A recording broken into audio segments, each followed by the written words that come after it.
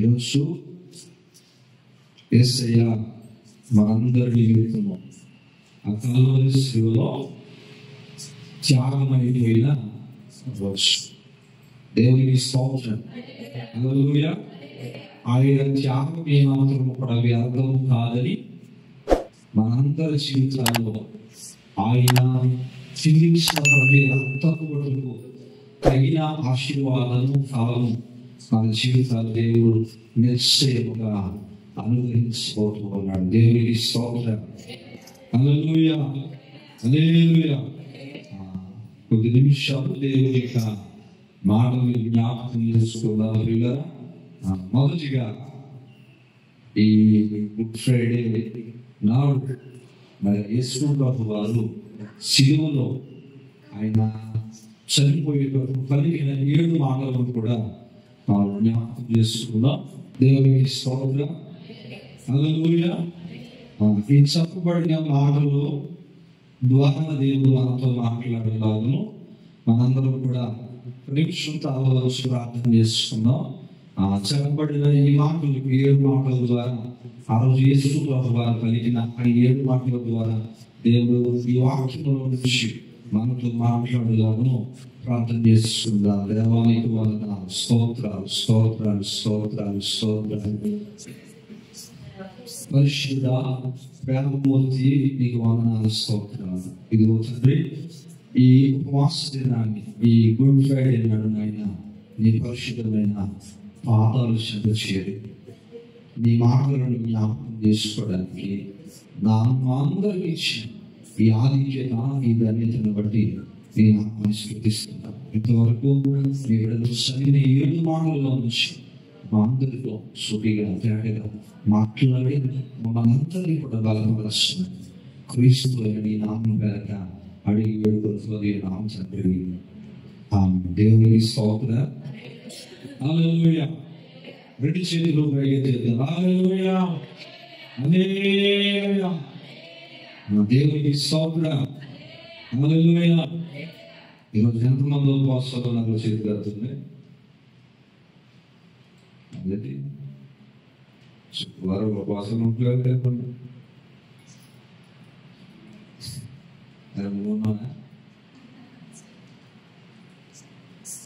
అర్థం కాలేదు. ప్రారంభంలో అందరూ ఉండేవాళ్ళు, మరి ఎందుకో తెలియట్లేదు కానీ తగ్గిపోతున్నారు. ఉపవాసాలు ఉండేవాళ్ళు, లేదా ప్రార్థన చేసేవాళ్ళు, ప్రార్థనలో ఉండేటోళ్ళు. ఏదైనా అనుభవం పెరిగితే అంటే నైపుణ్యత పెరుగుతుంది. అంతేనండి. పని చేసే కొద్ది ఏం పెరుగుతుంది? మాట్లాడుతుంది. తెలియదని మాట్లాడుతున్నాను నేను. పని చేసే కొద్ది ఏమవుతుందంటే నైపుణ్యత పెరుగుతుంది. మా హృదయంలో కానీ మన భక్తి చేసే కొద్ది మన భక్తి ఎందుకు జరుగుతుందో అర్థం కావాలి. అందుకే నిజంగా చాలా విషయాల్లో బలహీనం అయిపోతున్నాం. ఎందులో? ప్రార్థనలో బలహీనం అయిపోతున్నాం, వాక్యాన్ని ఆశ్రయించే విషయంలో బలహీనం అయిపోతున్నాం. ఈ బలహీనతలన్నీ చేసి మనం బలహీనతలు లాగేస్తాం.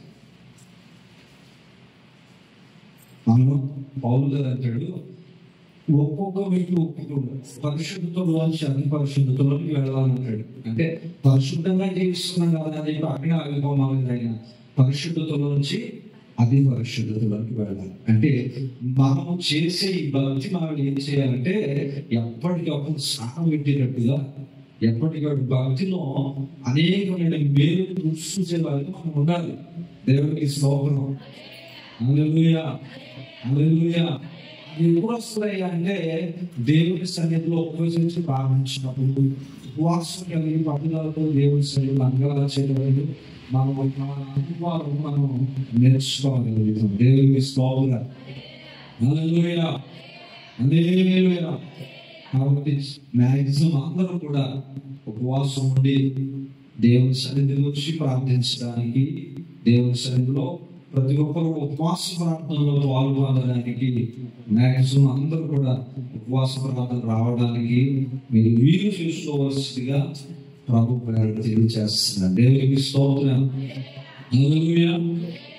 మొదటి మాట యేసు ప్రభు వారు శిలువలో పలికిన మొదటి మాట మనం చూసినట్లయితే యేసు ప్రభు మత్తయి సువార్తలో అంటాడు, తండ్రి మీరు ఏమి చేస్తున్నారో మీరు ఎరుగరు కనుక వీరిని క్షమించండి అని చెప్పాడు. దేవునికి స్తోత్రం. హల్లెలూయా. నేను చాలాసార్లు చెప్పాను, మళ్ళీ చెప్పడానికి ఇష్టపడతాను. ఒక వ్యక్తి చనిపోతే అశుభంగా భావించే, లేదా ఒక వ్యక్తి చనిపోతే అది చెడుగా భావించే సమాజంలో బ్రతుకుతూ, కానీ ఒక యేసయ్య చనిపోయిన రోజు మాత్రమే మనం మంచి రోజుగా ప్రకటించగలుగుతుంది ప్రపంచం. దేవునికి స్తోత్రం. హల్లెలూయా. అది ఎందుకు అంటే ఆయన ఒక త్యాగపూరితమైన జీవితం అందరికి ఇచ్చి, ఆయన ఏదో నీలా స్వార్థం కొరకు పనిచేసి ఒక తన పట్టుకోడు కొరకు లేదా ఏదో విధంగా పనిచేసి బ్రతికి చనిపోలేదు, కానీ ఆయన మనందరి పాపాలను తీసివేయడానికి ఆయన శిలువలో భరించలేనంత ఆ భారాన్ని మోసి చనిపోయాడు కనుక, అది మనందరి మేలు కనుక, మనందరి మేలు కొరకు కనుక ఈరోజు మనకు మంచి రోజుగా పిలువబడుతుంది. దేవునికి స్తోత్రం. హల్లెలూయా. యేసు ప్రభు వారు శిలువలో చనిపోయే ముందు మొదటి మాట మాట్లాడే మాట ఏంటంటే తండ్రి మీరు ఏం చేస్తున్నారో నేను ఎరుగరు కనుక క్షమించున్నాను. యేసు ప్రభు వారిని పట్టుకుని శిలువ వేస్తూ వారు అపహాసిస్తున్నారు, దూషిస్తున్నారు. మరీ కొంచెం బాధాకరమైన మాట ఏంటంటే ముఖం మీద మూవేసినాడు ఉన్నారట. యేసు ప్రభు గారు స్వస్థతలు చేస్తూ ఉంటే పరిగెత్తులోని జనం అంతా కూడా యేసు ప్రభు గారు ఆ రొట్టె చేపలు పెడుతూ ఉంటే జనంలో ఎంత జనాలంతా కూడా క్రొత్తోడేంత యేసు ప్రభు సంచరించి తిరిగి నడిచిన వాడిలో యేసు ప్రభు మార్గంలో నడిచిన వాడు ఇలా అంటారు. కానీ అక్కడున్న భయాన్ని బయట ఏం చేస్తున్నారు, మళ్ళా ఉమ్మేస్తున్నారట. ఏం చేస్తున్నారు? అపహాస్యం చేస్తున్నారట, కేవలం చేస్తున్నారట. ఏమని? యూదుడు రాజుగా వచ్చాడు కదా, రాజు దేవుడని చెప్పుకుంటున్నాడు కదా, మరి రోజు ఏంటి పరిస్థితి, ఏంటి ఇక దేశస్థితి అని కొందరు మాట్లాడుతూ ఉంటే, మరి కొందరేమో ఈ యేసు ప్రభు సిలువ మోస్తున్నప్పుడు, యేసు ప్రభు సిలువ వేయబడుతున్నప్పుడు వస్త్రాలు చూస్తూ కొంతమంది ఆవాసం చేస్తున్నారు. కొంతమంది ఆ రోమ సైనికులైతే యేసు ప్రభు ఆయన శరీరాన్నంట నాగలు దున్నినట్టుగా, ఎలాగా నాగలు దున్నినట్టుగా ఎదురుపై వీడుభూమి దున్నితే ఏ విధంగా ఉంటుందో ఆ విధంగా వీటినంతా కూడా త్వరలో కొట్టి ఆ దున్నేశాడు. దేవునికి స్తోత్రం. నిజానికి యేసు ప్రభు వాటన్నిటి నుంచి తప్పించుకోగలిగే శక్తి కలిగిన వాడు, సమర్థులు కూడా. ఏంటంటే వాటన్నిటి నుంచి కూడా తప్పించుకోగలిగే సమర్థులు. కానీ ఎందుకు తప్పించుకోగలరు అని అంటే, వాటి నుంచి ఆయన తప్పించుకుంటే మన రక్షణ ఎక్కడికి పోదు, మన దగ్గరికి రాదు. దేవునికి స్తోత్రం. హల్లెలూయా. హల్లెలూయా. అందుకే నేను తప్పించుకోకుండా తండ్రి మాటలు, తండ్రి యొక్క ఆ యొక్క వాగ్దానాలకు మన భాషలో చెప్పాలంటే తండ్రి ఇచ్చిన ఆజ్ఞను నెరవేర్చడంలో ఆయన ప్రాణాన్ని మనకు ఇచ్చేస్తాడు. దేవునికి స్తోత్రం. అలాంటి త్యాగమూర్తిని పట్టుకునే మాట్లాడుతూ ఉంటే, అలాంటి త్యాగమూర్తిని పట్టుకునే మాట్లాడుతూ ఉంటే ఆ సమయంలో యేసు ప్రభు చెబుతున్న మాట, వీడు నశించుకోవాలి అని అనట్లేదు. ఎలా అనట్లేదు?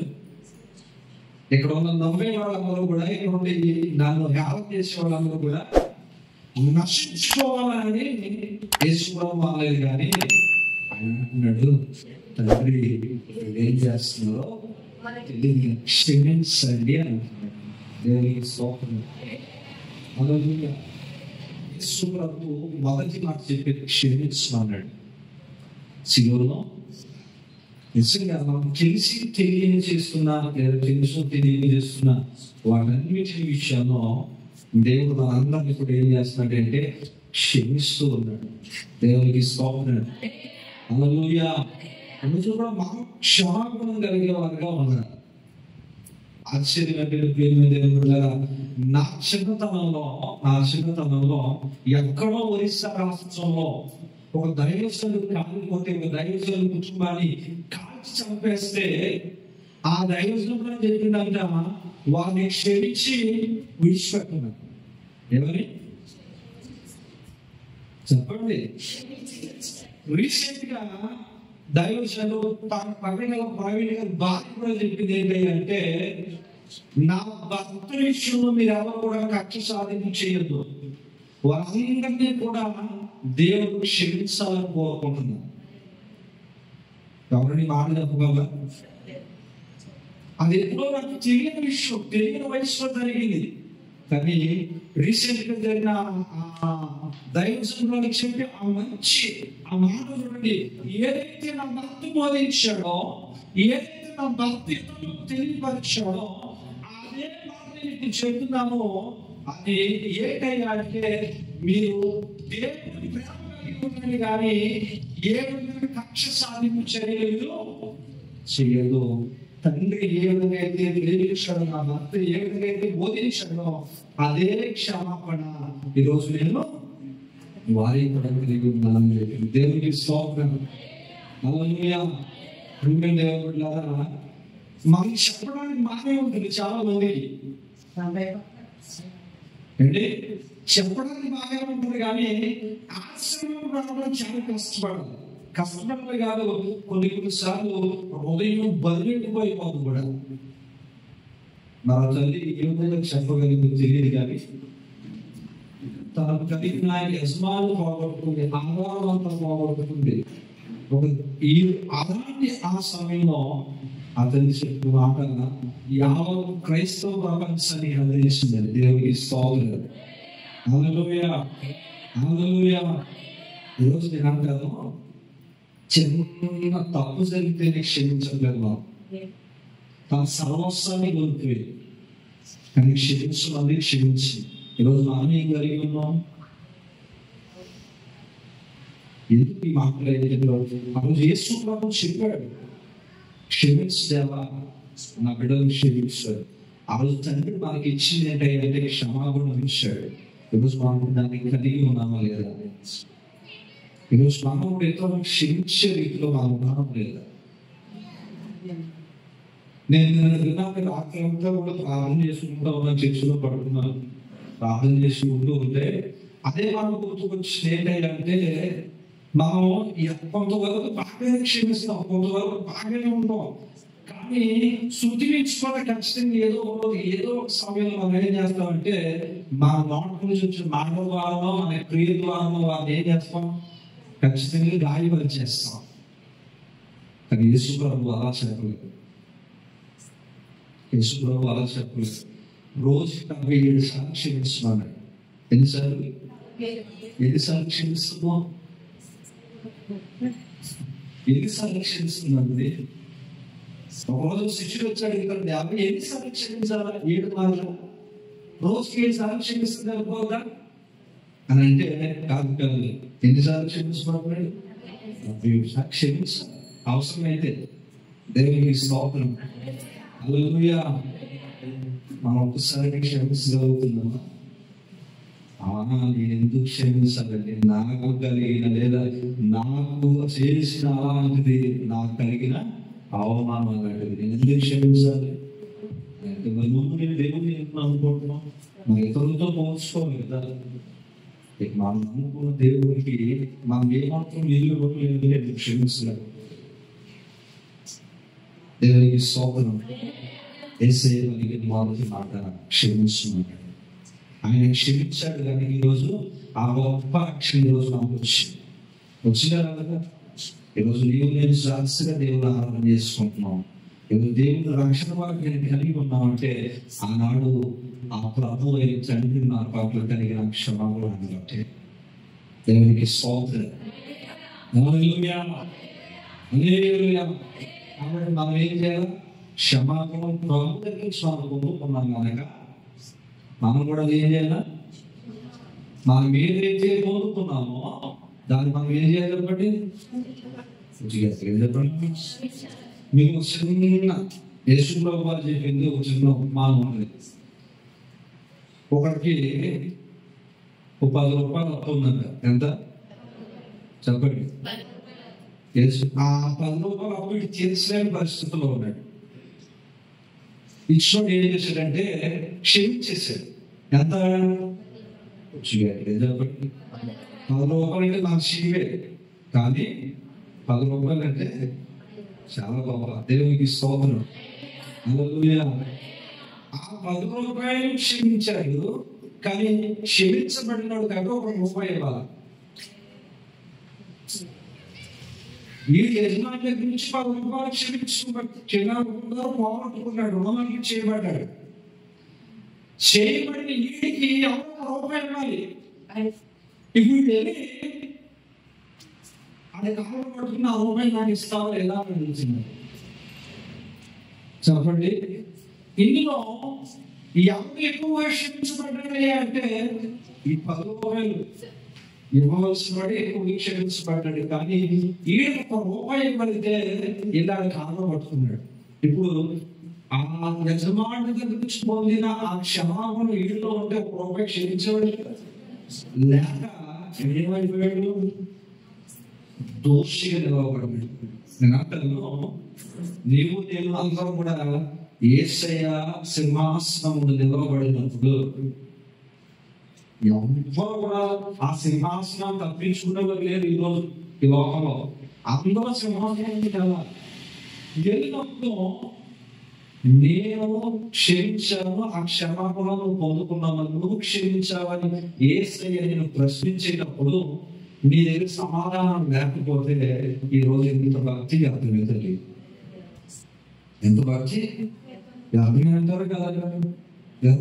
దేవునికి స్తోత్రం. అందుకే ఆ క్షమాపణాన్ని మనం కలిగి ఉండాలి. దేవునికి స్తోత్రం. యేసు ప్రభు వారు పలికిన 2వ మాట చూడండి. యేసు ప్రభు వారు పలికిన 2వ మాట జ్ఞాపకం చేసుకుందాం. అదే లూకాసు సువార్త 23:43 వాక్యం చదువుకుందాం. నేడు నీవు నాతో కూడా పరదేశంలో ఉందని నిశ్చయముగా మీతో చెప్పుచున్నాను. ఈ మాట చాలా విలువైనది.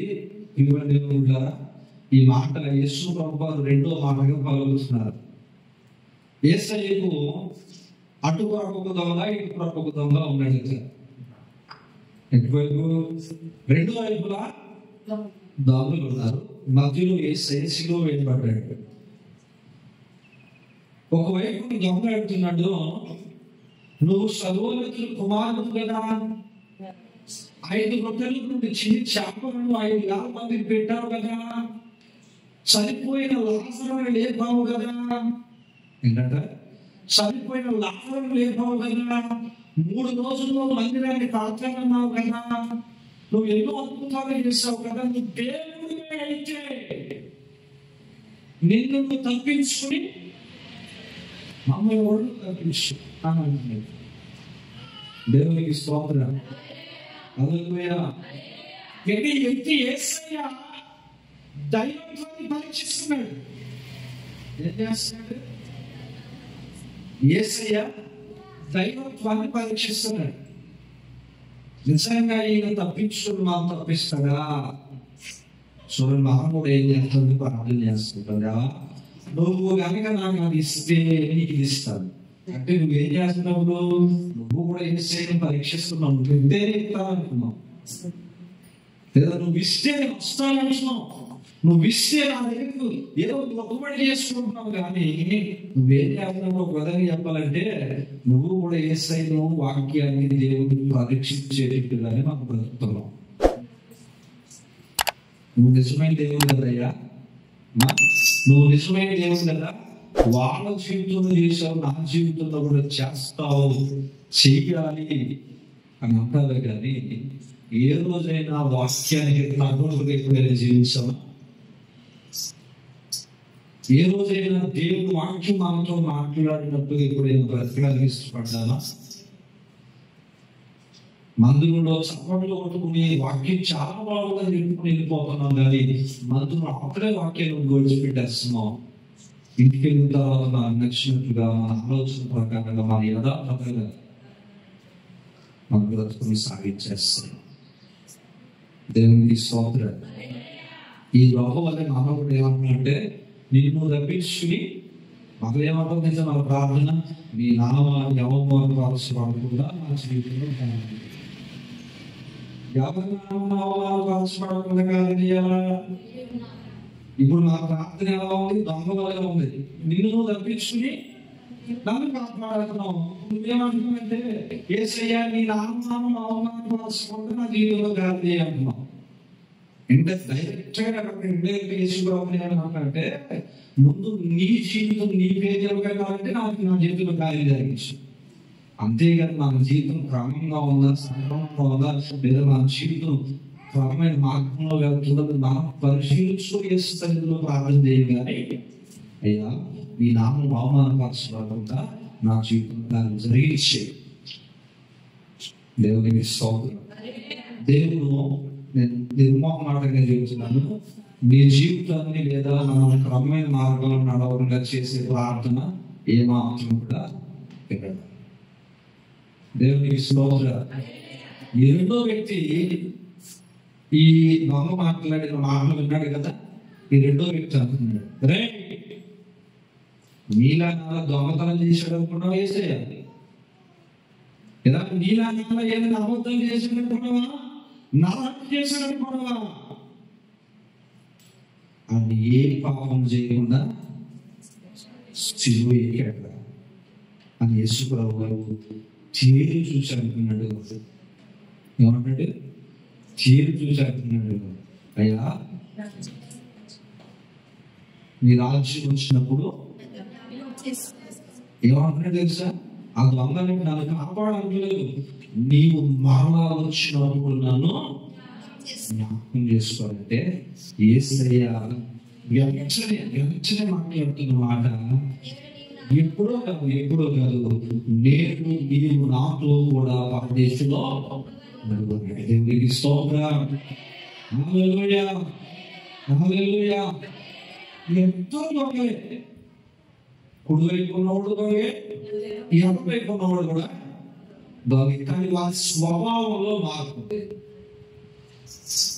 వాళ్ళు స్వభావంలో మార్పు ఉంది కనుక ఒకడేమో యేసయ్యను తప్పించు అన్నాడు, ఒకడేమో నీవు నిజమైన దేవుడు, నువ్వు నిజముగా మానవ భావము నిమిత్తం వచ్చిన వాడు అని గ్రహించి, అయ్యా ఈ పాపి ఇప్పుడు ఈ జీవితం పాప జీవితమే, కానీ నువ్వు మరలా వచ్చినప్పుడు నన్ను జ్ఞాపకం చేసుకోవాలంటే మరలా వచ్చినప్పుడు కాదు, ఇప్పుడే ఈ రోజే నాతో పాటు నువ్వు ఆదేశంలో అన్నాడు. దేవునికి స్తోత్రం. నేను అంటాను, ఈ దొంగ కలిగిన లేదా ఈ ఆధిక్యత బైబిల్ గ్రంథంలో ఏ ఉపయోగికి లేదు. గొప్పగా పిలువబడే విశ్వాసవీరులుగా పిలువబడే భక్తులు కూడా ఈ ఆధిక్యత లేదండి. ఏంటో తెలుసా? ఆ మరుక్షణం యేసు ప్రభువును అంగీకరించిన మరుక్షణమే ఆ రోజే యేసయ్యతో పాటుగా నామమును చేర్చుకునే ఒక ఆధిక్యత బైబిల్ గ్రంథంలో ఏ వ్యక్తికి లేదా ఒక గొప్ప వాక్యాన్ని ఆ సిలువలో వేలాడుతున్న ఆ దొంగకి దేవుడు ఇచ్చాడు. దేవునికి స్తోత్రం. ఎందుకంటారు? ఎందుకు అసలు యేసయ్యను ప్రశ్నించలేదు, కానీ యేసయ్యలో సమాధానం కోరుకున్నాడు. యేసయ్య మార్గంలో సమాధానం ఉందని నమ్మి నీవు మరలా వచ్చినప్పుడు నన్ను జ్ఞాపకం చేసుకోవాలి. దేవునికి స్తోత్రం. మనమే వెతుకుతున్నాం ఆయన అంటే ప్రశ్నలే వెతుకుతున్నాం. చేస్తారంటారా? జరుగుతున్నస్తారా? కంటాడంటే ఈరోజు నీ భక్తి ఇంకెక్కడ ఉంది, నీ విశ్వాసం ఎక్కడ ఉంది? దానికి స్తోత్రం. హల్లెలూయా. ఏ రోజు కూడా ప్రియమైన దేవుని మీద ఎలాంటి సందేహపడద్దు దేవుడు చేసే కార్యాల విషయంలో. దేవుడు చేసే కార్యాల విషయంలో ఎలాంటి సందేహం అవసరం లేదు. ఆలస్యమైన అది నీ జీవితంలో దేవుడు చేస్తాడు అన్నాడు అంటే అది 100% దేవుడు జరిగిస్తాడు. దేవునికి స్తోత్రం. హల్లెలూయా. హల్లెలూయా. దేవుడు నీతో చేస్తాడు వాగ్దానం ఇచ్చాడు అంటే అది ఖచ్చితంగా 100% జీవితం జరిగిస్తాడు. దేవునికి స్తోత్రం. కానీ మనం ఏం కలిగి ఉండాలా? ప్రశ్నలుగా మనం ప్రశ్నలుగా ఇప్పుడు కుటుంబం లేదా కుటుంబంలో ఏదైనా సమస్య వచ్చినప్పుడు ఆ సమస్య వచ్చి ఒక్కడే కాదు 100 మంది వస్తారు. ఏంటి? పలకరించడానికి వచ్చిన 10 మంది 10 మాటలు మాట్లాడతారు. ఒకళ్ళేమో అయ్యో కష్టం వచ్చిందా అంటారు, ఒకళ్ళేమో ఈ కష్టం ఎందుకు వచ్చిందో నీకు తెలుసా అనేవాడు ఒకరు ఉంటారు, ఒకళ్ళేమో ఈ కష్టం నువ్వు చేసిన తప్పు వచ్చిందని చెప్పి వాడు కొంతమంది ఉంటారు, ఒకళ్ళేమో నువ్వు నమ్ముకున్న దేవుని బట్టి వచ్చిందని కొంతమంది అంటారు. ఇన్ని మాటలు వినేసరికి నీకు ఏమొచ్చేస్తుంది? ఈ ఎంతవరకు నువ్వు చేసిన ప్రార్థన భక్తి అంతా పక్కకు పోయి 7 ప్రశ్నలు నీ మదిలో నీ హృదయంలో నీ తాలూకులు ఉంటాయి. నిజమేనంటావా? నిజమే కదా? ఎంత ప్రార్థన చేస్తున్నాను, ఎంత కన్నీరు కాస్తున్నాను, ఎంత ఉపవాసం ఉంటున్నాను, ఎందుకు జరగట్లేదు అని చెప్పి నిజమేనంటావా? అసలు మన మార్గము లేదా దేవుడు మన ఎడవ చేయబోతున్న కార్యాలను బట్టి ఏం చెప్పాడు దేవుడు? చూచి నమ్మిన వాడి కంటే చూడకుండా ధన్యుడు. ఈ దొంగ ఏమన్నా పరలోకాన్ని చూసాడా? ఈ దొంగ ఏమన్నా యేసు ప్రభు అక్కడ ఇద్దరు యేసు ప్రభు రెండోసారి వచ్చేటప్పుడు ఉంటాననుకున్నాడా? నమ్మాడు. ఎందుకంటే యేసయ్య 33.5 సంవత్సరాలు ఈ భూమి మీద బ్రతికి 3.5 సంవత్సరాలు చేసిన సేవ ఆ దొంగ ఉన్నాడు. దేవునికి స్తోత్రం. ఆ దొంగ విన్నాడు. ఇలాగే ఒక అవకాశం యేసు ప్రభు పక్కన సిలువ వేయబడే అవకాశం నాకు వచ్చింది కనుక ఇప్పుడే నేను ఒప్పుకుంటాను. ఏంటి నా తప్పు ఒప్పుకుంటున్నాము అని మనం అయితే తప్పు చేసి వచ్చామా? ఆయన ఏ పాపం చేయకుండా ఏ తప్పు చేయకుండా మనందరి నిమిత్తమే ఆయన సిలువ వేయబడ్డాడని చెప్తున్నాడు. దేవునికి స్తోత్రం. ఎప్పుడైనా మన ఇంట్లో కష్టం వచ్చిందనుకో నువ్వేం చెప్పాలా? ఎవరైనా వచ్చి దేవుని నమ్ముకోవడం వచ్చినప్పుడు నువ్వేం చెప్పాలా? ఏం చెప్పాలి? చెప్పండి. దేవుడు నేను చేసిన వాళ్ళు దేవుడు ఏం చేశాడని చెప్పాలి. మనం చేసుకున్న కార్యాలు మనం చేసుకున్న ఫలితాన్ని బట్టి మన జీవితంలో కొన్నిసార్లు శ్రమలు వస్తాయి. దేవునికి స్తోత్రం. హల్లెలూయా. హల్లెలూయా. దేవుడా నువ్వు నమ్మాలి. ఎలా నమ్మాలి అంటే సందేహపడకుండా నమ్మాలి, ప్రశ్నించకుండా నువ్వు నమ్మాలి. దేవునికి స్తోత్రం. హల్లెలూయా. మొదటి మాట ఏమో క్షమిస్తున్నాడు. రెండవ మాట ఆయన చెప్పే మాట నేడు నీవు నాతో సహజీవుడు. అక్కడ నిశ్చయముగా దాంట్లో దేవునికి స్తోత్రం. హల్లెలూయా. మూడవ మాట జ్ఞాపకం చేసుకుందాం. యోహాను సువార్త 19:26-27 వచ్చిన యేసు తన తల్లి తాను ప్రేమించిన శిష్యుడును దగ్గర నిలబడుతూ చూసి అమ్మ ఇదిగో నీ కుమారుడు. దేవునికి స్తోత్రం. హల్లెలూయా. హల్లెలూయా. యేసు ప్రభువారు పలుకుతున్న మూడో మాట ఏంటి అదంటే సిలువ వేయబడినప్పుడు యేసు ప్రభు శిష్యులలో ఎక్కువగా ప్రేమించిన వాడు ఎవరు? దేవునికి స్తోత్రం. హల్లెలూయా. యేసయ్య 12 మంది శిష్యులు ఉన్నారు. ఆ 12 మంది శిష్యుల్లో ముగ్గురిని బాగా దగ్గరగా తీసుకుని వెళ్ళాడు. ఎక్కడికి వెళ్ళినా కానీ ఆ ముగ్గురునంట యేసయ్య మరి కొంచెం ఎక్కువగా ప్రేమించేవాడంటే యోహాను. దేవునికి స్తోత్రం. హల్లెలూయా. ఆయన సిలువ వేయబడిన యేసు పడగ దగ్గరలో నిలబడి చూసి తనతో చెబుతున్నాడు, ఏమనుకుంటావా? ఇదిగో ఇది కుమారుడు. ఏంటి? నేను కాదు నీ కుమారుడు, నీకు మీద ఇదిగో ఇతనే నీ కుమారుడు. అంటే ఎవరైతే నా మార్గంలో నడుస్తారో, ఎవరైతే నా మార్గంలో నడుస్తారో, ఎవరైతే నమ్ముకొని నడుచుకుంటారో వారు దేవుని స్వరూపంలో వెళ్ళిన వారు కనుక వారు ఏం చేయబడతారు? యేసుతో సమానంగా వచ్చాడు. యేసు ప్రభు స్థానాన్ని యోహానుకి ఇచ్చాడు. దేవునికి స్తోత్రం. హల్లెలూయా. హల్లెలూయా. యేసు ప్రభు కలిగిన శిష్యులో ఈ 11 మంది ఒకెత్తైతే యోహాను గారు యేసు ప్రభుతో కలిగిన లేదా కలిసి జీవించిన ఆ 3.5 సంవత్సరాల వ్యవధిలో మరొక ఎత్తులో ఉండేవాడు. ఏంటంటే యేసు ప్రభు గుండె శబ్దాన్ని విన్నవాడు యోహాను గారు రాయబడింది.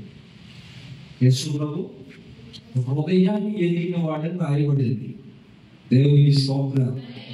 అందుకనే యోహాను గారిని సంపాదని వేడి నూనె పాత్రలో వేసేస్తే నూనె అలగైపోయింది, కానీ ఆ నూనె యోహాను ఏమాత్రం కూడా అంటే యోహానులో ఆ పరిశుద్ధాత్మ ఆ కావుతో నూనె సైతం ఆవులు చేయగలిగిన గొప్ప వేడి యోహానులో ఉన్నది. దేవునికి స్తోత్రం. హల్లెలూయా. ఇది ఎక్కడి నుంచి వచ్చింది అని అంటే యేసయ్య రొమ్ము నాలుకుని యేసయ్య చెప్పే ప్రతి మాట వింటుంటే దేవునికి స్తోత్రం. హల్లెలూయా. మనం ఎలా జీవిస్తున్నాం? అసలు ఈ స్థానం ఏంటి? యేసయ్య మాటలు చెప్పాలంటే ఈరోజు నీ స్థానం ఏంటి? అసలు యేసు ప్రభువు దేవుని సన్నిధిలో నిలబడినప్పుడు వాక్యాన్ని ముందెత్తుకుంటే నీ స్థానం ఎక్కడ ఉండగలుగుతుందో ఒకసారి పరిశీలన చేసుకోవాలి. తన స్థానాన్ని ఇచ్చి తన దానితో చెబుతున్నాడు, ఈయన నీ కుమారుడు అంటున్నాడు. దేవునికి స్తోత్రం. హల్లెలూయా.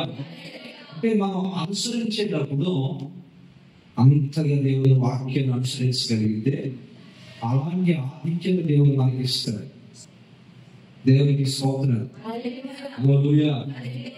కీర్తన గ్రంథంలో అంటాడు, మనుషులంట కొంచెం దేవుడి కంటే కొంచెం తక్కువ అని చేశాడంట. అంతే. ఎవరికంటే మనం ఏమనుకుంటాము? గాపురియే దేవదూత, మిఖాయిలు దేవదూత, దేవదూతలు గొప్ప మనం అనుకుంటాము. కానీ వాటన్నిటి మీద కూడా గొప్పవారిగా నన్ను దేవుడు సృష్టించాడు. దేవుడి కంటే కొంచెం తక్కువ అని చేశాడంతే. దేవునికి స్తోత్రం. హల్లెలూయా.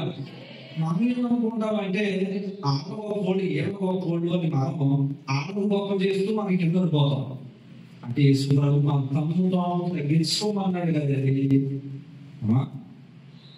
అంటే హెచ్చించుకోమని చెప్పట్లేదు, కానీ మనం ఏం చేస్తామంటే ఆడవ గొప్పని మనకి ఎదురు పోతుంటాం. మనం సరిపోవాలి. ఎవరు చేయగలరు? ఎవరు చేయగలరు? నువ్వు సరిపోవాలి. నీ పక్షాన కార్యం జరిగించే దేవుడు నీకు తోడుగా ఉన్నాడు. దేవునికి స్తోత్రం. నువ్వు ప్రార్థించే దేవుడు నీ పక్కన కార్యం జరిగిస్తున్నాడు కదా. ఆలోచిద్దాం.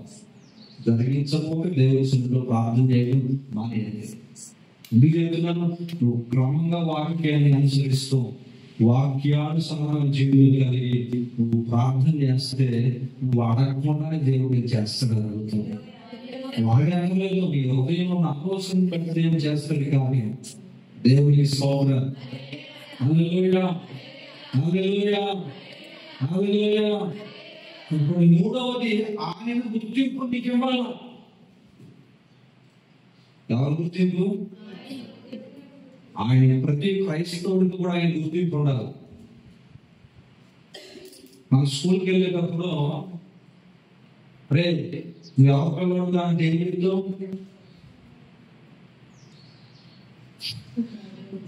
బళ్ళకి మీరు అందరం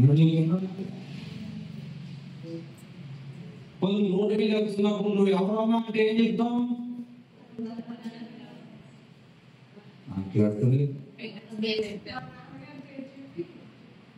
అయితే భర్త పేరు చెప్తావు, లేదంటే తండ్రి పేరు చెప్తావు. ఎందుకని? చెప్పండి. నీ గుర్తింపు ఎవరు? అయితే నీ భర్త, నీ తండ్రి. దేవునికి స్తోత్రం. మన భక్తిలో యేసయ్యే నీ గుర్తింపు. ఆ స్థానాన్ని నీకు ఇష్టాలని దేవుడు. దేవునికి స్తోత్రం.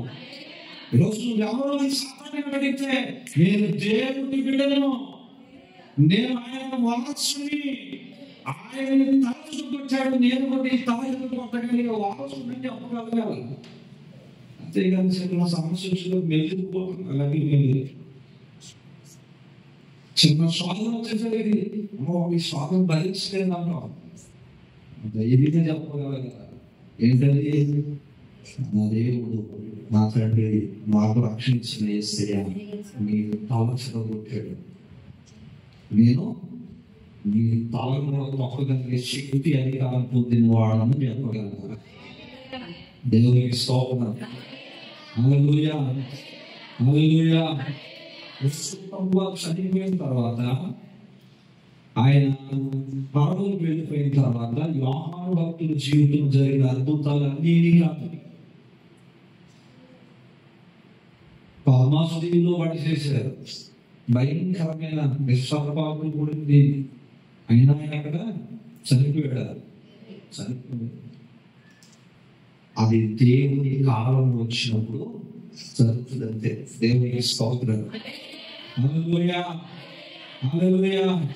ఆ రోజు యేసయ్య ఏ విధంగా మృత్యువుని జయించాడో, మృత్యు కాలం మృత్యు సమయంలో కూడా మృత్యువుని జయించిన వాడు యోహాను భక్తుడు. దేవునికి స్తోత్రం. హల్లెలూయా. ఈరోజు మనం నీ ఐడెంటిటీ ఏంటి? నీ గుర్తింపు ఏంటి? నేను ప్రార్థన చేసుకున్నానంటే నేను చేసుకుంటున్నాను. ఇదిగా నీ గురించి. సో దేవుని దృష్టిలో నీ గుర్తింపు ఏంటో ఒకసారి తెలుసుకోగలగా. అది ఎప్పుడు తెలుసుకుంటావా అంటే ఆయన దగ్గరగా నడుచుకున్నప్పుడే తెలుసుకోగలరు. యోహాను భక్తుడు ఆయన గుండె సప్పులు విన్నాడు. మిగతా 11 మంది తిరిగారు కానీ యోహాను భక్తుడు చేసినట్టుగా లేదా యోహాను భక్తుడు కలిగి ఉన్న ఆ ప్రత్యక్షత మిగతా వాళ్ళకి లేదు. దేవునికి స్తోత్రం. హల్లెలూయా. ఇప్పుడు నీ ఐడెంటిటీ ఏంటి అని అంటే క్రైస్తవుడే అంటావు. క్రైస్తవులు ఉండవలసిన ఏ లక్షణం నా వల్ల ఇంకా క్రైస్తవులు ఉండవలసిన ఆ గుణాలు ఏ గుణం కూడా మన దగ్గర కనపడదు. కానీ పేరు మాత్రం బోర్డు మాత్రం తగిలించుకుంటాం. కానీ ఆ బోర్డు వెనకాల ఆ బోర్డు వెనకాల ఏమంటారు కూడా నాకు మన పరిస్థితి అబ్బాయి ఏడు పండుగలు వేలు పట్ట చూడు. ఏడు పండుగ చూడటానికి చాలా పై చాలా బాగా కనపడదు. ఇదేదో మంచి పండుగ ఎవరైనా బొడ్డు చూస్తే ఏం కనపడుతుంది? పైకి మనం తెల్ల బట్టలు వేసుకున్నంత మాత్రాన, రెండోది మనం సమర్పించేసుకున్నంత మాత్రాన, దేవుని సన్నిధిలో ప్రతి ఆత్మ వచ్చినంత మాత్రాన నీవు నేను ఆయన ఐడెంటిటీ తీసుకున్నది కాదు అమ్మా. నీవు నేను ఆయన గుర్తింపు ఆయన ఐడెంటిటీ తీసుకున్నట్టు కాదు. మనం ఎప్పుడు ఆయన ఐడెంటిటీ కలుగుతున్నాయి అంటే వాక్యాన్ని ఉన్నట్టుగా మనం అనుసరించినప్పుడు ఆయన గుర్తింపు తీసుకున్నప్పుడు. దేవునికి స్తోత్రం. ఈరోజు ఆయన గుర్తింపు నీకు ఇవ్వడానికి ప్రారంభించబడుతున్నాడు. ఆయన స్థలంలో నేను ఉంచడానికి వచ్చిన ఆయన అంటున్నాడు, నన్ను వలే నిన్ను కూడా అక్కడ తీసుకుని వెళ్తాను అంటున్నాడు. దేవునికి స్తోత్రం. హల్లెలూయా, హల్లెలూయా. మొదటిని క్షమించమంటున్నాడు. రెండవది చెప్పండి, నీకు వాగ్దానం ఇస్తున్నాడు. నువ్వు నమ్మకంగా ఉంటే పరలోకం నీకు ఇస్తున్నాడు. మూడవది ఆయన చెప్తున్నాడు, ఆయన గుర్తింపును నీకు ఇస్తానంటున్నాడు. ఆయన స్థానాన్ని నీకు ఇస్తానంటున్నాడు. తండ్రి కుడి పార్శ్వమున ఆయన కూర్చుంటే ఆయన కుడి పార్శ్వమున నాన్న కూర్చోబెట్టడానికి యేసయ్య ఇష్టపడుతున్నాడు. దేవుని స్తోత్రం. నాలుగో మాట చూద్దాం ప్రియమైన దేవులారా. నాలుగో మాట మత్తయి సువార్త 27వ అధ్యాయం 46వ వాక్యం చదువుకుందాం. ఇంచుమించు 3 గంటలకు యేసు ఏలీ ఏలీ లామా సబక్తాని అని బిగ్గరగా కేకలేశాడు. ఆ మాటకు నా దేవా నన్నెందుకు విడిచి ఇప్పుడు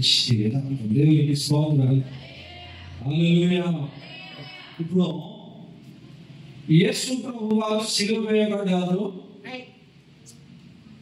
యేసు ప్రభువారు సిలువ వేయబడ్డారు. సిలువ వేయబడినప్పుడు ఆయన ఈ నాలుగో మాటగా ఉన్నాడు, తండ్రి నా చేయును చెప్పండి ఎందుకు విడిచి. దేవునికి స్తోత్రం. నా చేయును విడిచి. ఈరోజు మనందరికీ రావచ్చు. అదేంటి, యేసు ప్రభు వారి చేయి తండ్రి ఎందుకు విడిచిపెట్టాడు అంటే యేసు ప్రభు వారు తప్పు చేశారన్నా? కాదు. ఆయన పరిశుద్ధుడు. చెప్పండి ఎవరు? ఆయన పరిశుద్ధుడు కనుక అమ్మ కూడా ఆయన వలె పరిశుద్ధులుగా ఉండటకు పిలువబడ్డవారు. దేవునికి స్తోత్రం. హల్లెలూయా. ఆయన లేదా పరిశుద్ధత లేని వారైనా పరిశుద్ధత లేకుండా అయినా ఆయన సన్నిధిలోకి ఆయన దగ్గరకు చేరడం అసాధ్యం. ఇప్పుడు యేసయ్య చెయ్య తండ్రి దేవుడు ఎందుకు విడిచిపెట్టాడు అని అంటే మనందరి పాపాలను ఆయన భుజాలు పెట్టుకున్నారు. ఎక్కడున్నాయి చెప్పండి. మనందరి పాపాలను కూడా ఆయన భుజాలు పెట్టుకుంటే ఇప్పుడు మనందరి పాపాలు ఎవరి మీద ఉన్నాయి? ఆయన చేతుల మీద, ఆయన చేతుల్లో ఉన్నాయి. పరిశుద్ధుడైన వాడు ఆ యొక్క లేదా పాపం అనే దానికి చాలా దూరంగా ఉంటాడు. ఇప్పుడు తండ్రి ఏం చేశాడు? ఆ పాపం ఉన్న లేదా ఆ యొక్క అందరి పాపంలో ఉన్న ఆ చేతిని విడిచిపెట్టేసి దీని ద్వారా మనం నేర్చుకోవాల్సిన మంచి మాట ఏంటో తెలుసా? ఈరోజు నువ్వు ఎంత ప్రార్థన చేసినా, ఈరోజు నువ్వు ఎంత భక్తి చేసినా, ఎన్ని సంవత్సరాలు దేవుని మందిరంలో ఉన్నా లేదా ఎంత కన్నీరు కారుస్తున్నా, పాపం అనేది మన జీవితంలో ఉంటే నీ చెయ్యి దేవుడు విడిచిపెట్టేస్తాయి. నువ్వెంత ప్రార్థన చేయి, నువ్వెంత ఉపవాసం వెళ్ళు, నువ్వెంత ఆనందంలో నడిపించు, లేకపోతే నువ్వు ఎంతగా ఉండు, కానీ పరిశుద్ధత అనేది నీలో లేకపోతే కనుక దేవుడిని ఏం చేస్తాడట? చెయ్యి విడిచిపెట్టేస్తాడు. దీనికి ముఖ్యమైన ఒక సంగతి ఏంటంటే ఆయన కుమారుని విడిచిపెట్టేస్తాడు. ఆయన కుమారుడు చేయనే ఆయన విడిచిపెట్టేస్తాడు. దేవునికి స్తోత్రం. హల్లెలూయా, హల్లెలూయా. ఈరోజు దేవుడు కదా, దేవుని మందిరంలో దేవుని సన్నిధిలో మనం బ్రతుకుతుండగా నేను చాలాసార్లు చెప్పాను, మనం తెలుసు తెలియకో చేస్తున్నాం. తెల్లబట్లు వేసుకుని వెళ్తాం, ఆ దూరం మేము దొంగలున్నాం, పిల్లలు కాదు కదా దూరడానికి. ఇప్పుడు స్కూల్ పిల్లలు అంటే వాళ్ళకి తెలియదు, గ్రౌండ్లోకి వెళ్ళి ఆడుకుంటారు, దొరికేసి వచ్చేస్తారు. ఇప్పుడు నీకు నేను ఎవరు పెద్దోడు, మేము ఆలోచించదగ్గ వాళ్ళం, మైండ్ అనేది మెచ్యూరిటీ కలిగిన వాళ్ళం కనుక రోడ్డు మీద ఇక్కడ దొరుకుతాం. ఒకవేళ దొరికి ఏమన్నా మానసిక రోగి అంటారు కదా. ఇప్పుడు మనం రోడ్డు మీద వెళ్తున్నాం. ఈ రోడ్లో వెళ్ళేటప్పుడు ఆ వాహనాలు వచ్చే గాలిని బట్టో లేకపోతే మన వస్త్రాలు లేదు ఏమొస్తుంది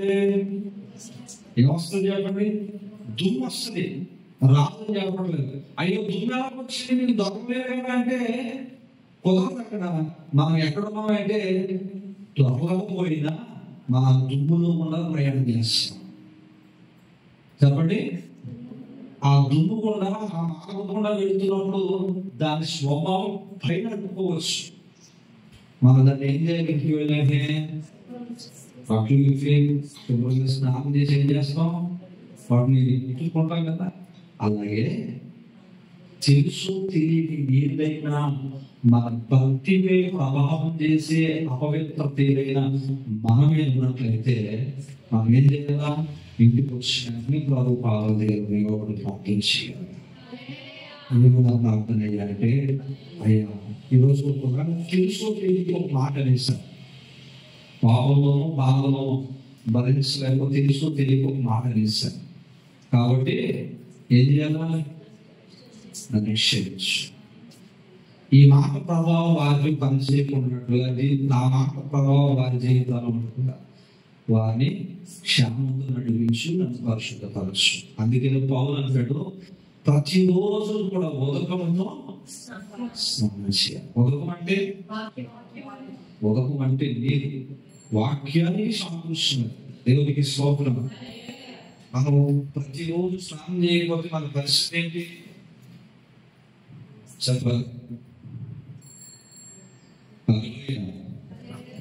చెప్పండి? ఎలా ఉంటుంది?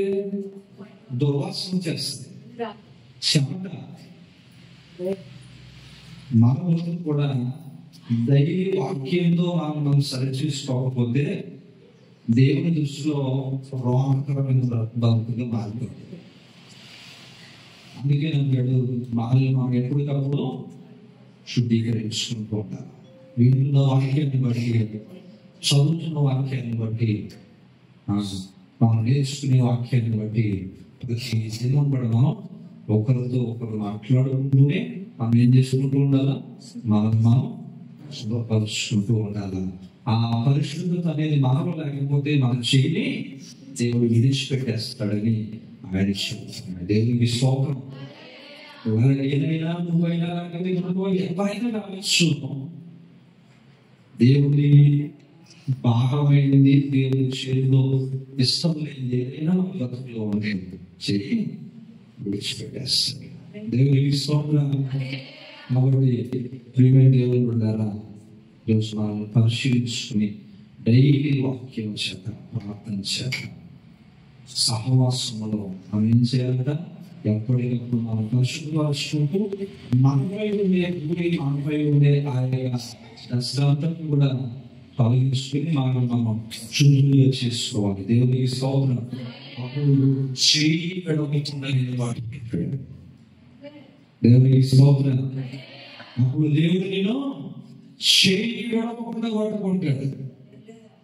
ఎఫ్రాయిము చేయి దేవుడు పట్టుకుని నడిపించాడు. ఎఫ్రాయిము గోత్రాన్ని దేవుడే చేయి పట్టుకుని నడిపించాడు. అంటే ఆయన సమస్తమును ఆయనే ముందు నడిపించాడు. ఆ గోత్రం కూడా దేవునికి స్తోత్రం. దీనిలో కూడా నీ చేయి పట్టుకుని నీ ముందు నడుస్తూ ప్రతి అవసరం తీర్చేవాడుగా ఉంటాడు. ఆయన నీ కాపరిగా ఉంటాడు. దేవునికి స్తోత్రం. నాలుగవదిగా మనం శుద్ధిగా ఉండాలి. చెప్పండి, అపవిత్రత ఏది మన జీవితంలోనికి రాకుండా ఉండాలి. 5వ మాట తెలుసుకుందాం. యోహాను సువార్త 19వ అధ్యాయము 28వ వాక్యాన్ని చదువుతాం.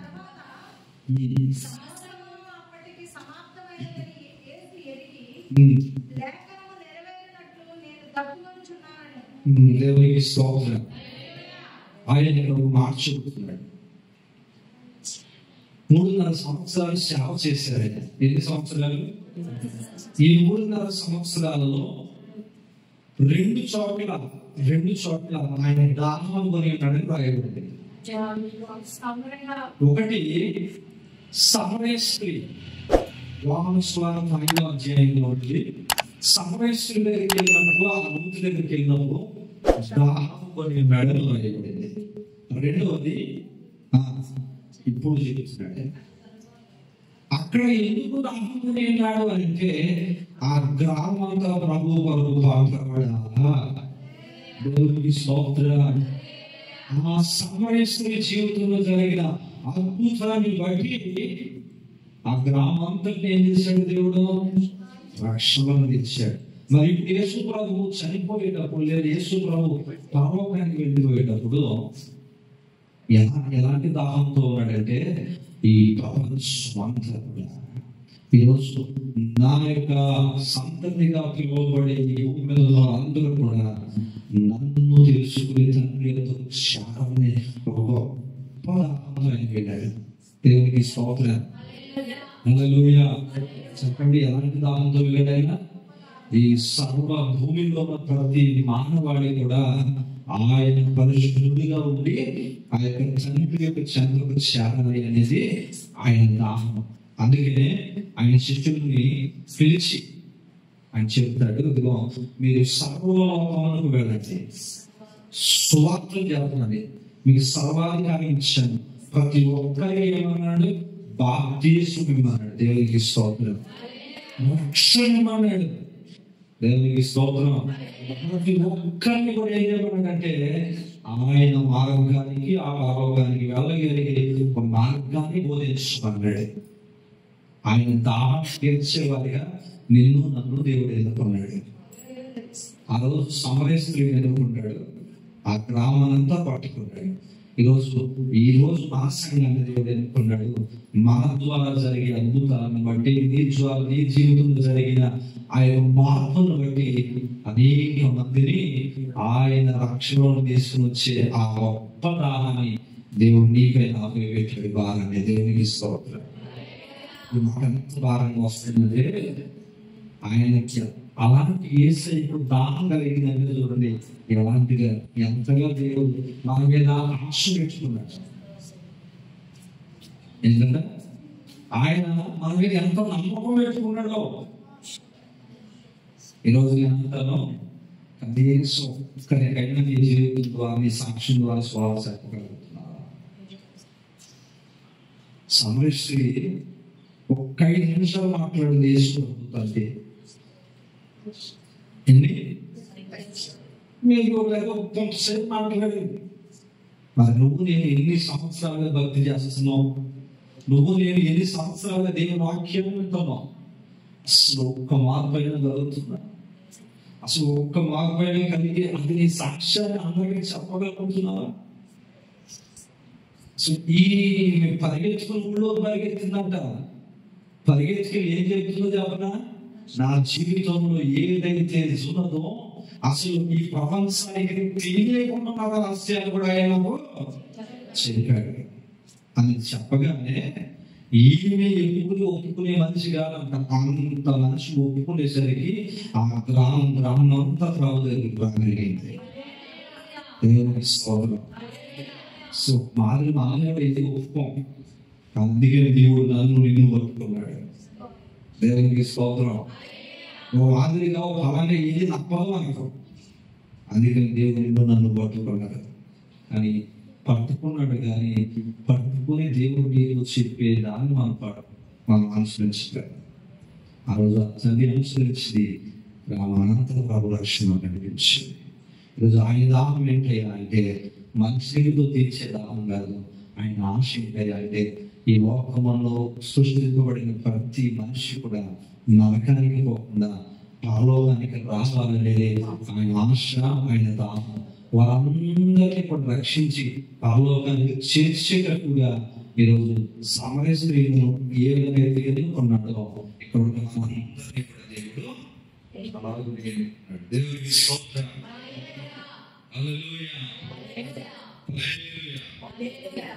మనం కూడా దేవుని సన్నిధిలో దేవునికి స్తోత్రం. హల్లెలూయా. ఈరోజు మనం కూడా యేసయ్య హామీ తీర్చాలి అంటే ఏం స్వార్థ తీర్చాలి? అని అనేక పరిస్థితుల్లో ఉన్న స్థితిలో సువార్త కాదు ముఖ్యం, నీ సాక్షి ముఖ్యం. ఏం కావాలా? సువార్త పత్రిక ఎత్తుకెళ్తే కొట్టే పరిస్థితులు ఉన్నాయి, కానీ అదే నీ సాక్ష్యాన్ని కావచ్చు. ఎవరిని కొడతారా? పనులు ఏం చేస్తారంటే, లేదు పనులు చెప్తున్నట్టు మార్పు వచ్చిందిరా, ఒకరి దగ్గర చెప్పు 10 మంది కూర్చున్న కాడ చెప్తారు బాగా. అదే నువ్వు సువార్త చెప్తే ఒకరి దగ్గరికి చెప్పేసి వచ్చారు, నీ సువార్తను 10 మంది మోస్తారు. దేవుడికి స్తోత్రం. కాబట్టి మనం దేవుని దాహాన్ని తీర్చాలంటే ఆయన కొరకు ఆత్మలను పట్టేవాడు. వాళ్ళని మనుషులు బట్టి జాగ్రత్తగా దేవుడు చేశాడు, మనల్ని కూడా దేవుడు అంటున్నాడు రక్షణలో నడిపించే వారికి మనందరినీ దేవుడు ఏర్పడ్డాడు. దేవునికి స్తోత్రం. దేవునికి స్తోత్రం. 6వ మాట చదువుకున్న ప్రియుడు దేవుడు కదా, యేసు ఆ చిరకలు దోచుకుని సమాప్తమైనదని చెప్పి దేవునికి స్తోత్రం. యేసు ప్రభువు వారు అక్కడ సమాప్తమాయను అన్నాడు. ఏంటంటే వీళ్ళు ఏం చేశారంటే చేర్చారు ఇచ్చారు. ఏం ఇచ్చారు? ఆయన దాహంగా ఉందంటే చేర్చని ఇచ్చారు. ఆయన దాన్ని భరించలేకపోయాడు. అప్పుడు ఆయన అంటున్నాడు, ఇంకా సమాప్తమే. అయ్యా, నీవు నన్ను భూలోకానికి ఎందుకైతే పంపించావో, ఆ కన్య మరియ గర్భమున ఎందుకు నన్ను పంపి, లేదా ఆ కన్య మరియ గర్భమును ఎందుకైతే నన్ను పెట్టి భూమి మీద పంపించావో, ఆ యొక్క పని ఈ రోజులో సమాప్తమైంది. దేవునికి స్తోత్రం. హల్లెలూయా. ఈరోజు మనం కూడా సమాప్తం వరకు వెళ్ళేటట్టుగా ఉన్నది, అంటే ముగింపు వరకు వెళ్ళాలి. నేను గత వారం చెప్పాను, పని ప్రారంభించి మధ్యలో వదిలేసేట్టుగా ఉండకూడదు. మన పరుగు లేదా మన పని, మన కార్యక్రమం ఎంతవరకు వెళ్ళాలి అంటే ప్రారంభించి మొదలుకొని ముగింపు వరకు వెళితేనే మా ప్రయాణం పూర్తయినట్టు. జగ్గంపేట వెళ్తానని చెప్పి ఆ ఊరు చుట్టూ పరిచయం భాష నుంచి వచ్చేసాను అనుకో, నేను జగ్గంపేట వెళ్ళినట్టేనా? కాదు కదా. జగ్గంపేట వెళ్తాను, జగ్గంపేట వెళ్ళి పనులు చూసుకుంటే ముగింపు లేదా పూర్తయినట్టు. చాలా మంది ఏం చేస్తున్నారంటే ఎవరికి వచ్చేస్తా ఉన్నారు, ఎక్కడి నుంచి చూసి వచ్చేస్తున్నారు, దాన్ని దూరం నుంచి చూసి వచ్చేస్తున్నారు. కానీ పూర్తిగా వాక్య అనుభవంలోకి వెళ్ళి చూసేవారు తక్కువ. ఎందుకంటే వాక్యపు అనుభవాలను వెళ్ళి చూసేవారు తక్కువ. అలాంటి జీవితంలో దేవుడు చెప్తున్నాడు, వారి బ్రతుకులో దేవుడు ఈ భూమి మీద పంపిన పని లేదా ముగింపు అనేది సమాప్తం అవుతుంది. దేవునికి స్తోత్రం.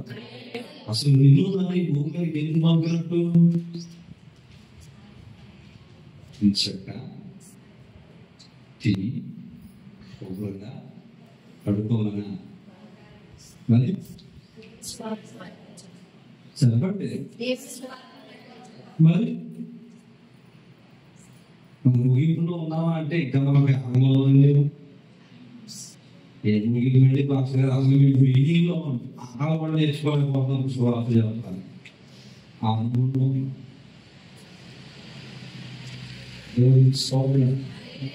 హల్లెలూయా హల్లెలూయా. కనీసం ఒక్క ఆత్మైన నీ సాక్షి ద్వారా నీ మార్పులో నీ కలిగిన మార్పును బట్టి కాదు తీసుకురాగలిగితే చాలా. దేవునికి స్తోత్రం. హల్లెలూయా హల్లెలూయా. ఈరోజు మన ముగింపు క్రమంగా ఉండాలి. కార్య ఆరంభము కంటే కార్యాంతము మెరుగ్గా ఉండాలి. దేవునికి స్తోత్రం. భక్తిలో లేదా చర్చకొచ్చే తొలినాల్లో ఉత్సాహంగా పరిగెత్తే కంటే నెమ్మదిగా ఒకటి ఒకటి ఒకటి నేర్చుకుని స్థిరపడి భక్తిలో బలపరచగలిగే బలం ఒకటి. దేవునికి స్తోత్రం. హల్లెలూయా. అందుకే నువ్వు సామెత ఉంది, పరిగెత్తి బాధ ఏంటంటే నిలబడి దేవునికి స్తోత్రం. హల్లెలూయా, హల్లెలూయా. కాబట్టి ఈరోజు మన ముగింపు అనేది దేవుని ఎదుట మేలుకరంగా ఉండాలి. ఆయన ఏ పని నిమిత్తమైతే నేను సంఘంలో పెట్టాడో, ఏ పని నిమిత్తమైతే నీకు రక్షణ ఇచ్చాడో, ఆ రక్షణ కార్యాన్ని నువ్వు పరిపూర్ణంగా ముగింపులోకి తీసుకెళ్లే అనుభవంలో ఉండాలని నా ప్రభు నీతో మాట్లాడుతున్నాడు. దేవునికి స్తోత్రం. హల్లెలూయా. ఇది 6వ యేసయ్య శిలువలో పలికిన 6వ మాట. దేవునికి స్తోత్రం. ఆఖరి మాట 7వ వాక్యాన్ని చదువుకుందాం. యేసు గొప్ప శబ్దముతో కేకలు వేసి, తండ్రి నీ చేతికి నా ఆత్మను. దేవునికి స్తోత్రం. హల్లెలూయా. ఇప్పుడు యేసయ్య 7వ మాటగా చెబుతున్న మాట, నా ఆత్మను చెప్పండి అప్పగించుచున్నాను. ఎవరికి అప్పగించాడు? తండ్రికి అప్పగించాడు. దేవునికి స్తోత్రం. ఈరోజు పౌలు గారు అంటారు, నా పరు కడముట్టించింది అని చెప్పి, ఇదిగో నేను నిన్ను పోలి నడుచుకున్నాను, యేసును పోలి నడుచుకున్నాను కనుక మీరు కూడా నన్ను పోలి నడుచుకోండి చెబుతాయి. ఇదిగో మనం అందరం కూడా ఎక్కడికి వెళ్ళవలసిన వారం, ఎక్కడికి వెళ్ళవలసిన వారం అంటే ఈరోజు రేపు ఖచ్చితంగా పరముకు వెళ్ళవలసిన వారమై ఉన్నాము. అంటే మా ఆత్మలని ఎక్కడ పెట్టాలనుకుంటున్నాడు? పరదేశంలో పెట్టాలని. దేవునికి స్తోత్రం. అంటే ఈ మధ్యలో చాలా మారిపోతూ ఉంటాయి. దేవుడు చెబుతున్నాడు, మన ఆత్మ ఎవరికి అప్పగించాలా? నిన్ను ఈ భూమి మీదకి పంపించిన దేవుని సన్నిధికి వెళ్ళాలి. దేవునికి స్తోత్రం. హల్లెలూయా. నీకు జీవాయువు ఉంది, నీకు సమస్తమును కావలసింది భూమి మీద నీకు అప్పగిస్తూ, నీకు కావలసిన ప్రతి అవసరం తీరుస్తూ, నీకు తండ్రిగా దేవునిగా ఉండి నిన్ను ముందు నడిపించిన ఆయనకు నీ ఆత్మను అప్పగిస్తేనే పరిపూర్ణంగా నీ భక్తి, నీ జీవితం అనేది పరిపూర్ణతలోకి వచ్చినట్టు. దేవునికి స్తోత్రం. తండ్రికి పంపించాడు, తండ్రికి అప్పగించాడు. దేవునికి స్తోత్రం. నీకు ఒకళ్ళు పని అప్పగించి ఒకళ్ళ దగ్గరికి నేను పని చేశానంటే ఎలా చెప్తారు? పాస్టర్ గారు పని అప్పగించారు, మీరు వెళ్ళి పాస్టర్ గారి దగ్గరికి వెళ్ళి పని అయిపోయిందంటే ఆవిడ ఏం చెప్పండి? ఏం చేస్తుంది? తెల్లకొంగ వేసుకుపోతుంది, నేనేం పని అప్పగించాను. అవునా?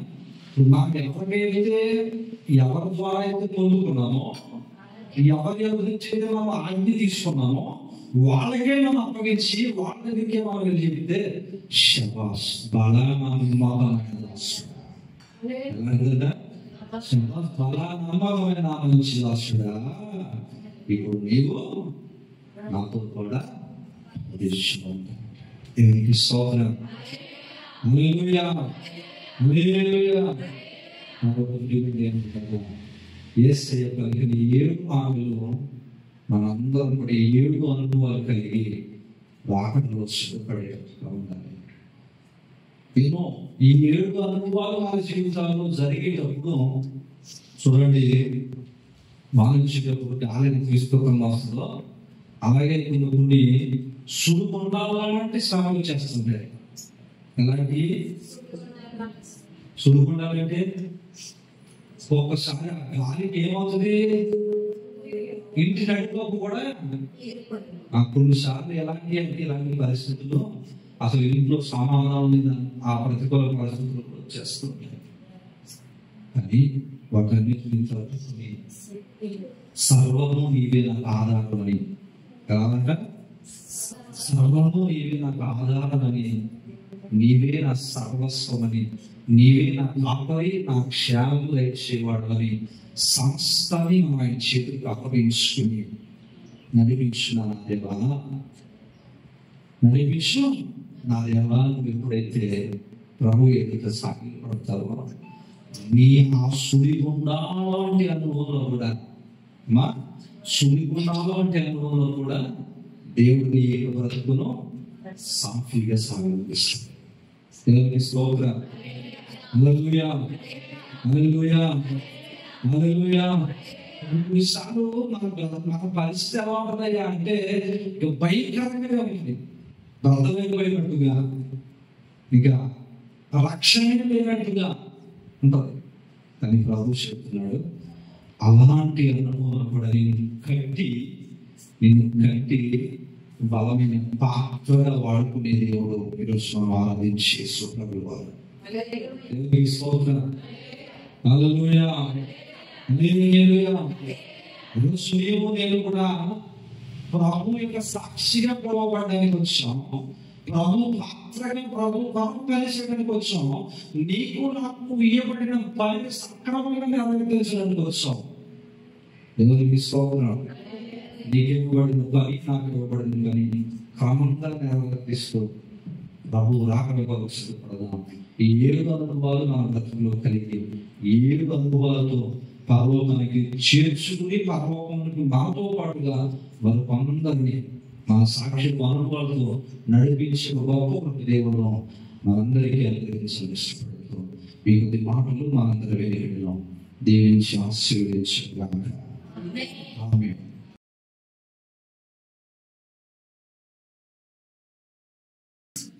మా బ్రతుకుల్లో దీవులుగా ఉండాలని నువ్వు నాతో మాట్లాడిన ఈ 7 మాటలు బట్టి ప్రార్థన చేస్తున్నాను. దేవా, సన్నిధిలో క్షమాపణ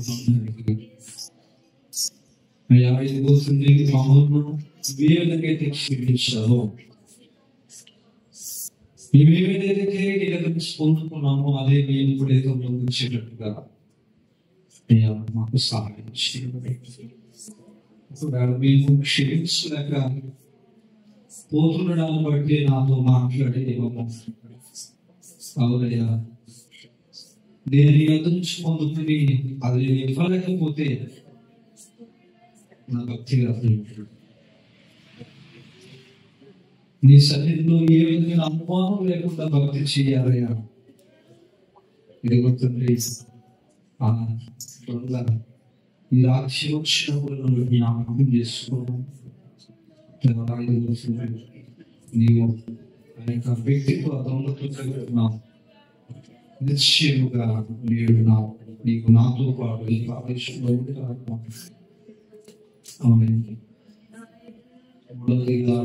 నీ గుర్తి నీ మాకు ఇస్తాను. అది కలిగి ఉండాలంటే నీ సమీపంగా నీ వాక్యం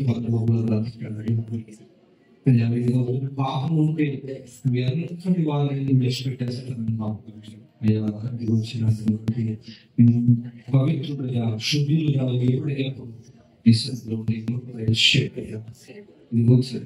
నీ దాహాన్ని తీర్చేవాడిగా నీ యొక్క సన్నిధిలో నీ నువ్వు నాకు ఇచ్చిన నీ రక్షణ వాటిని అనేక మందికి ప్రకటించేవాడిగా సహాయం చేయండి.